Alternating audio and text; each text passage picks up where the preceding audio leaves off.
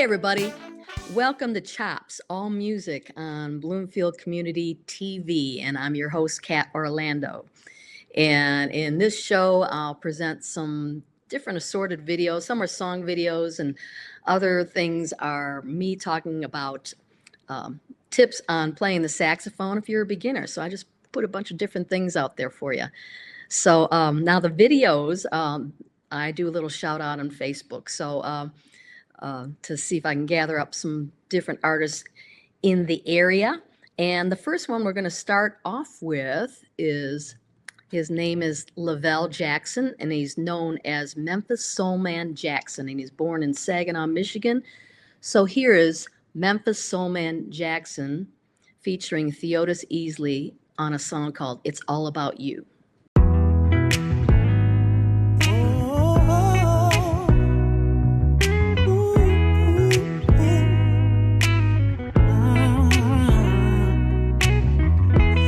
Not about the sun, the moon, the stars in the sky, the winter or spring. Now, no, it's not, babe. And it's not about the house, the car, the clothes. It's not about material things. No, no. Oh, it's you. It's all about you. I can't breathe without you. It's all about you. I can't live without you. It's all about you and all you do for me. It's you. It's all about you. It's you, I don't know what I'd be without you. It's not about the air I breathe or the wind that blows through the trees.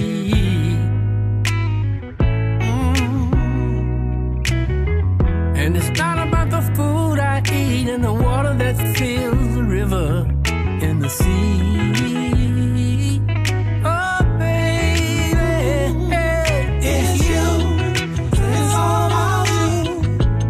I can't breathe without you. It's all about you. It's all about you. I can't live without you. It's all about you and all you do for me. It's you. It's all about you. I don't know what I'd be without you. It's not about the suit, the dress, the church. It's not about the ring. Ooh. It's not about the words and the vows or the gifts that the people may bring. Oh, baby, oh. It's you. It's all about you. Ooh, baby. I can't breathe without you. I can't breathe, baby.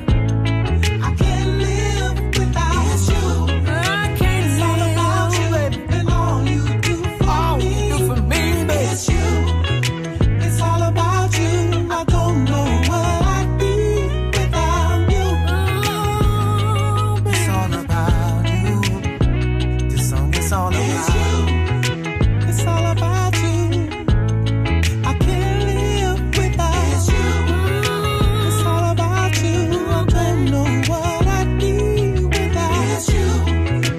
It's all about you. Girl, what would I do without you? It's you. It's all about you. I can't breathe. It's all about you, baby. It's all about you. Believe me. I can't live without you.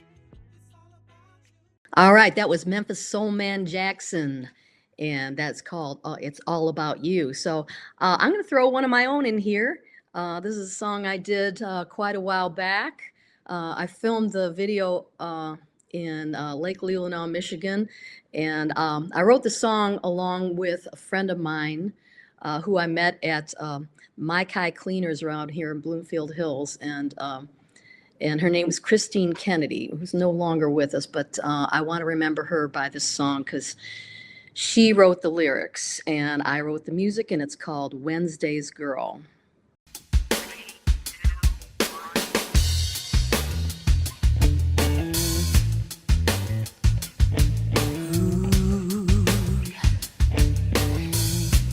Yeah, yeah, yeah, yeah.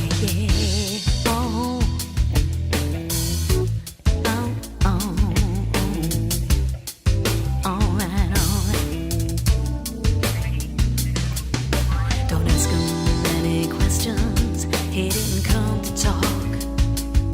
He came sneaking by again yesterday. I saw him saunter up your walk. Yes, he did, you know. Oh, well, he's so very busy. His secretary slots you in. Mondays are out, Thursdays, well, maybe Wednesdays are best for him. He makes you feel like nothing, nothing in his world. You show up on his calendar, you know you're just Wednesday's girl. Wednesday's girl. Oh, you know you're just a Wednesday's girl. Ooh, yeah, Wednesday's girl. Yeah, you know you're just a Wednesday's girl. Oh, you stare up towards the garden gate that's open wide for him. You love him, but you don't know the ice you're skating on is thin. He knows all of your secrets, but he gave you none. Then he turned his back and walked away after he's had his fun. Oh, he makes you feel like nothing, nothing in this world. You show up on his calendar, you know you're just Wednesday's girl. Yeah, yeah, Wednesday's girl. Oh, you know you're just a Wednesday's girl. Wednesday's girl. You know you're just a Wednesday's girl. Oh, he says, I don't want to hurt you, but he goes back to his wife. You have all your reasons, you can't have him to yourself. You have no illusions, you don't need anyone to tell you that you're not his world. So don't ask him any questions, 'cause you're Wednesday's girl. Hey, hey, hey, Wednesday's girl. Oh, you know you're just Wednesday's girl.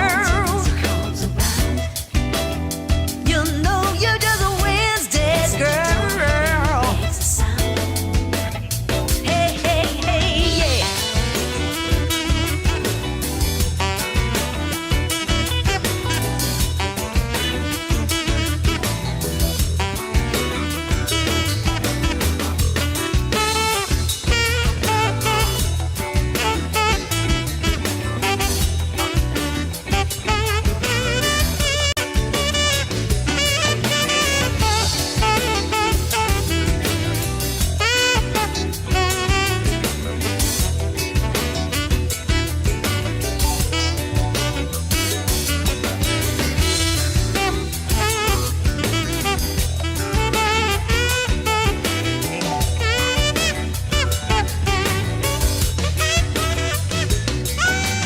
Wednesday's girl. Wednesday's girl. Wednesday's girl. Wednesday's girl.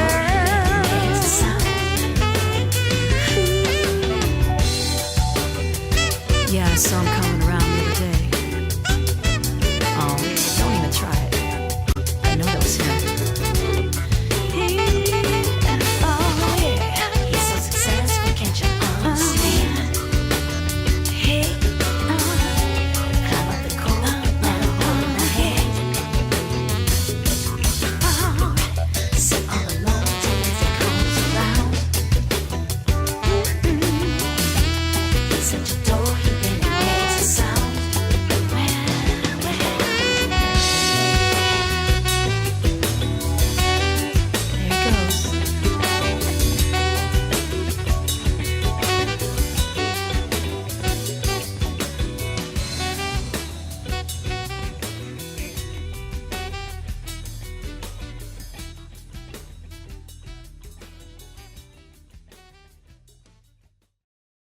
All right. Well, thanks for watching the videos. That last one was my song Wednesday's Girl from my EP called All of the Above from, I think it was about 2013 or so, something like that.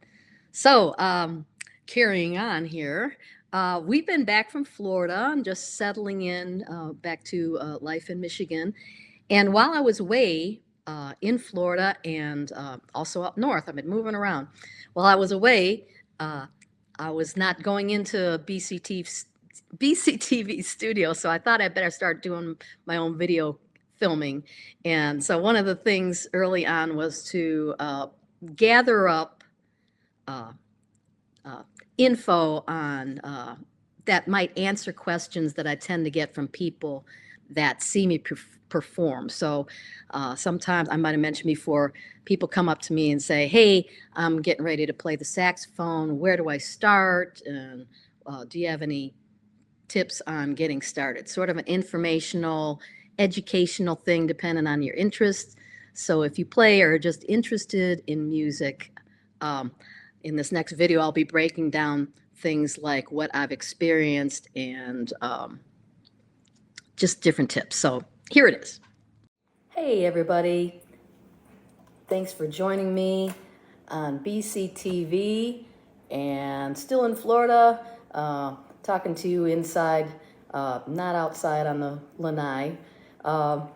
Doing pretty well over here and wrapping up our last few weeks doing the remote shows like this. So I wanted to get one little segment in here because people ask me, I get a lot of questions about, oh, my son or daughter is playing the saxophone, and or things like if it takes me a lot of air, especially for my size, to get a sound out of the saxophone and what I went through and things like that. So I wanted to talk about, having the right instrument for you as an individual, depending on your size. Myself being a small person in stature. I got something on my eye here. No, it's just on the computer.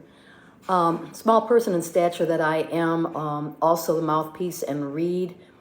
Is your instrument tailored to you? And it also applies to other instruments like guitar. Maybe I can get Larry on here to talk about strings and the action and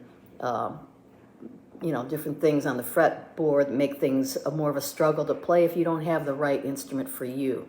So back to the saxophone though, if the mouthpiece and reed are wrong for the player and their skill level, they end up working harder. And the same with if you have a leaky saxophone. When I started, I had a saxophone that leaked like a sieve, and I'm blowing my brains out and sounded horrible. But I mean, you sound horrible when you start out anyway, but I was making myself work harder.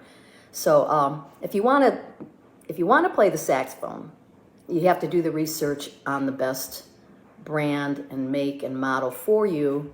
And naturally, you don't want or need a pro sax model if you don't know whether you're going to take to the instrument, but you still want to get a good quality horn, whether it's a student model or a pro model, that'll help you succeed in learning.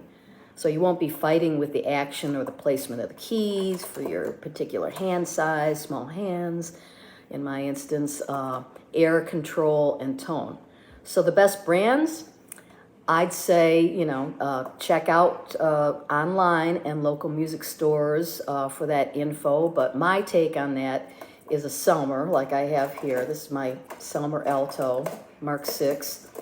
And Yamaha and Dakotas and Kurzweil and Yanagisawa for the pro player. And I think Selmer still makes the student model Selmer, which is used to be called Bundy. I'm not sure if it still is called Bundy. The other important factors, of course, back to the mouthpiece, I hear parents talk of their kid struggling with the playing, sounding horrible, when possibly no one is, no one, including the music teacher possibly, has given much thought to the mouthpiece and reed combination. They just throw, okay, here's a mouthpiece and here's a 1.5 size reed, and that's going to do it. I might be wrong, but check into this.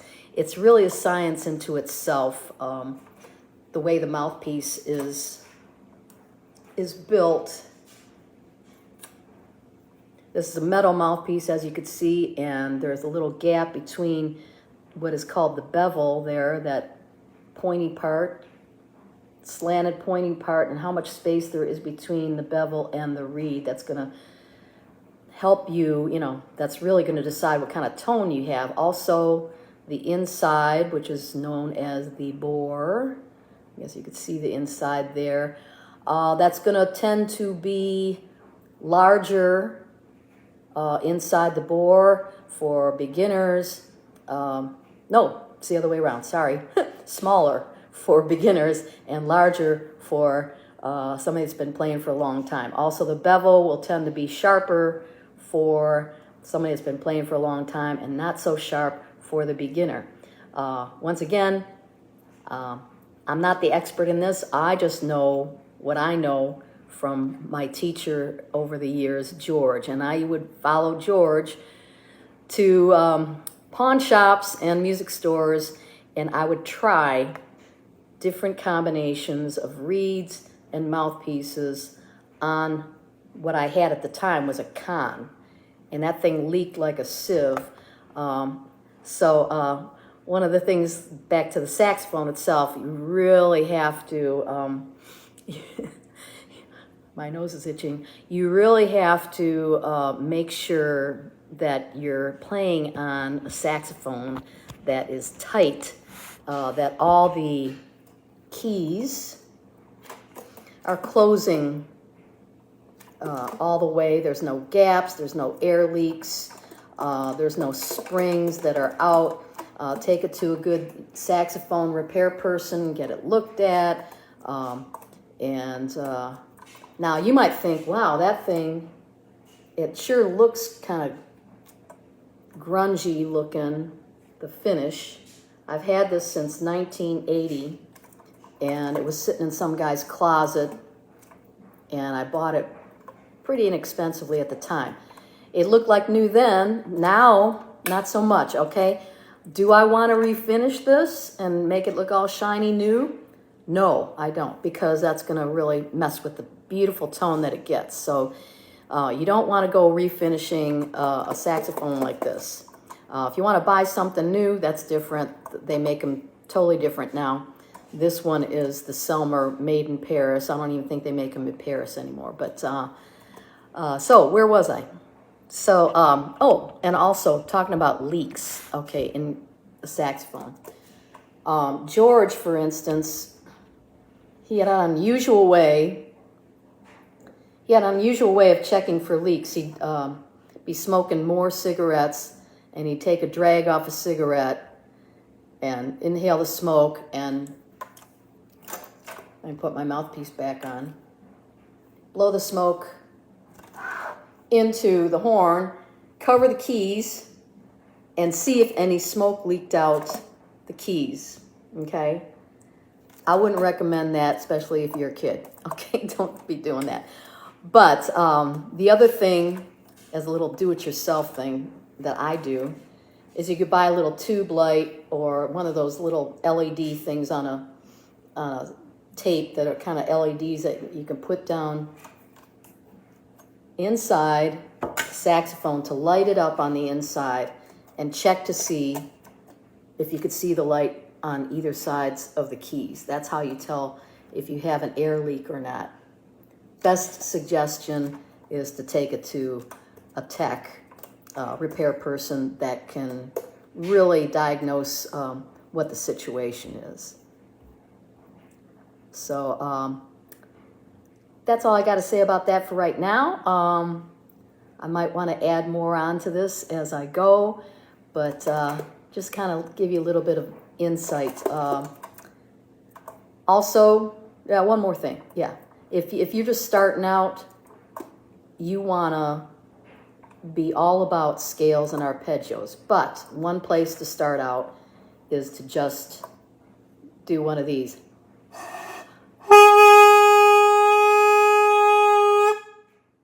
If you can get that sound out of there, you got your first start of blowing the air into the saxophone correctly. Then you got to find one note to play on here and just play that one note. Take in all your breath and just play that one note in key for the whole breath, using as little air as possible, but projecting that air. Anyway, I know I'm glossing over a lot of stuff, and this is only my opinion, the way I learned it. For more information, keep researching what you want to do, and find out what you're playing on, what you want to play on, and that it's right for you. All right, everybody. That's all I got to say about that. Thought I'd just come back and share a few things about saxophones, just like my last segment, and things I've learned over the years that I might share with you. But first of all, I'd like to welcome my guest, Saxophone. My friend Saxophone over here. How you doing today? Thank you for joining today. Glad you could make it. How you feeling today? Oh, not saying much right now. I guess must have been a long night. So, well, we can just talk about him or her. What are you? Him or her? We just talk anyway. Never mind. Okay, so I suppose one of the first things that you might learn is how to hold a saxophone. First of all, I have not a strap. I have a saxophone holder, so you can see that it hangs around my shoulder like that. This is all plastic, and it supports right at where the rib cage, I suppose you want to say.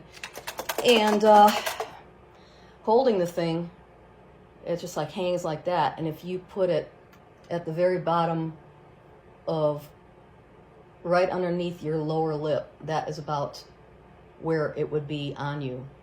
So then you could just go like that. And one of the first things that I learned is just to, of course, you're going to be doing like learning all where notes are. I don't know if you sight read or whatever, but you have to know every note on here. And you could just find online what notes are what.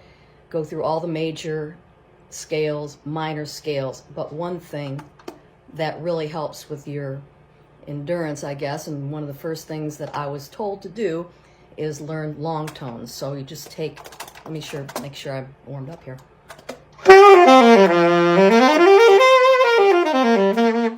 So one note.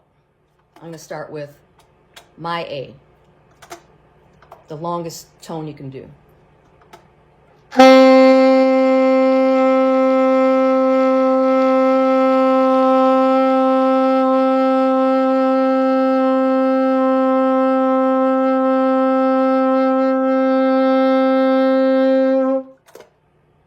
So that's me after playing on the same mouthpiece and reed, so I know what my air and endurance for air is. So if you can't play a note a certain length of time, there's a couple issues that might be going on. You have, like I mentioned in the last segment, maybe you don't have the right mouthpiece and reed combination. And it took me years to get the tone that I do have. So if it sounds all squeaky and squawky, then there's something else going on with your mouthpiece and reed, or you might have leaks in the saxophone. So those are real preliminary things that you have to run by an actual repair person or somebody that, you know, at a music store that can break these things down for you to buy the right mouthpiece and reed. So there's that. Okay. So another tip that I've learned as you go along and you're playing long tones, you're playing scales, is that you want to try, first of all, you got to slow everything down and learn your scales very slowly. And as you start to learn the actual scales and what notes you're going to play next, you'll be better at keeping your fingers, like hardly even having your fingers leave the keys. Like always keep them on there. as you're playing. So of course you see this one flapping around, but for the most part, these other ones are staying closer to the keys instead of going all over like that. So that's going to make your dexterity, how do you want to say this? You'll have more proficiency if your fingers aren't jumping all over the place. Like.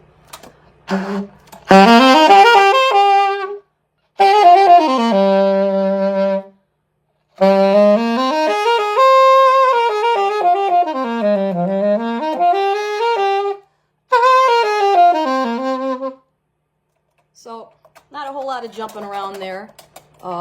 Just do the best you can to keep them on the keys, and then that way you can do, as you go along, you can play quicker runs because your fingers you don't have that same kind of distance between your fingers and the keys going on.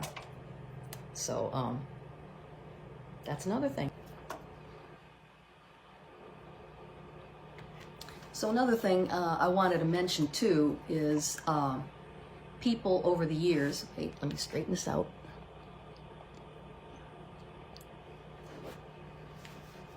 Ask me how I started and, you know, like, what do you have to do to begin and all that. And like I mentioned in my last talk, that I asked them what kind of saxophone brand, is it an alto or tenor? What is it? And they usually don't know, but I mean, that's okay because they're just starting out. But think about the fact that a lot of people, musicians that have been doing this for a long time, they saw somebody performing, and that person playing that instrument had a profound effect on them when they watched, and something went off in their head and said, hey, I want to do that. And so you're basically, you know, so into it, you develop a passion for it, and you watch other players and become inspired by them, almost to the point of obsession. That would be me. A lot of guitarists, for instance, saw the Beatles, and they were totally obsessed after that. And in my case, it was other, you know, the girl groups of Motown made me passionate about singing, and different, Junior Walker, of course he was on a tenor. Junior Walker made me passionate about wanting to learn how to play. Jethro Tull, Herbie Mann made me passionate about flute playing. So I think anybody that starts out, you want to have that drive based on seeing somebody that just like this light bulb went off in your head somewhere along the line that made you want to do that. So think about that, and if you're not inspired, start listening and watching videos of people playing that instrument or singing the way you want to sing and be inspired by it. So that's kind of what I did. I wanted to also include a video about exactly that. This guy's name is, I think his name is Jonathan Moffat. I just found this random Facebook video talking about being passionate about your instrument, and he even goes as far as saying to marry your instrument. And I would sort of agree with that. Yeah, you are totally into it, and so there's a big difference between like, I kind of want to play. You know, you won't get that far if you kind of sort of want to play, or over the years you kind of want to do it. Things get in the way, you know, but if you're really into it, you're making time. So check him out. Check this next video out. You choose your instrument, and then you marry your instrument. You become one with your instrument. You can't do what I've done, other top artists, music artists have done, unless you basically marry your instrument. It becomes a part of you, extension of you. That takes time, and putting in time with the instrument, one-on-one. And I don't mean just here and there, once a week, or twice a week, something like that. I mean every given day. If you want to reach this level, you have to be dedicated as part of getting, like you get dressed every day. You got to do this part of it that day. You got to do it every day and be dedicated. Got to be serious about it. So then what I played around with is just maybe I just choose one of those and kind of get inside of it. Maybe it's the DGC. So it's important to work on the inversions. It's not just... It's also.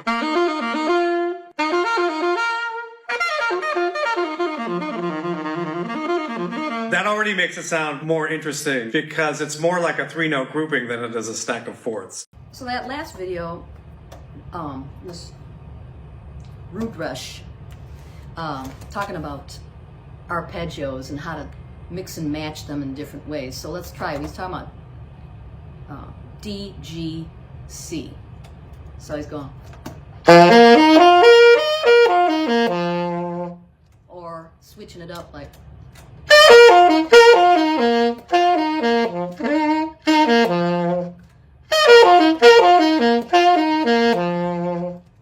So that's a nice way to, you know, as he called it, get inside of that. Try different inversions of an arpeggio. So you take that one, but then you try different arpeggios of different chords throughout a scale, different patterns, and let's get back to how much you're into the instrument. Like, you know, I'm doing this right now, but back when I first started, I put in, I'd say about 6 to 8 hours a day, and just learning the scales and arpeggios. I didn't sight read a whole lot, but I was really learning the instrument through the scales and arpeggios, and backwards and forwards, and like I said, different patterns, accenting on different notes, also going through the scales in the form of, you know, quarters, 8th notes, triplets, and hopefully even 16ths and things like that, just to vary it, get your hands used to playing these different patterns, to where when you get with a group and you're sitting in, this is all second nature. You know your way up and down the horn, really. So I'm condensing all this information and making it sound very simple, and it's very time consuming, and that's how you grow. So I hope that helps with what you're trying to explore. And of course, there's all kinds of videos out there, and actually going to a teacher that will break a lot of this stuff down for you. And I was lucky enough to have somebody that wasn't too constricted with sight reading, although that's a good way to go, but he was more about the theory aspect and learning your instrument inside out. So I hope that was helpful, and we'll see you all next time.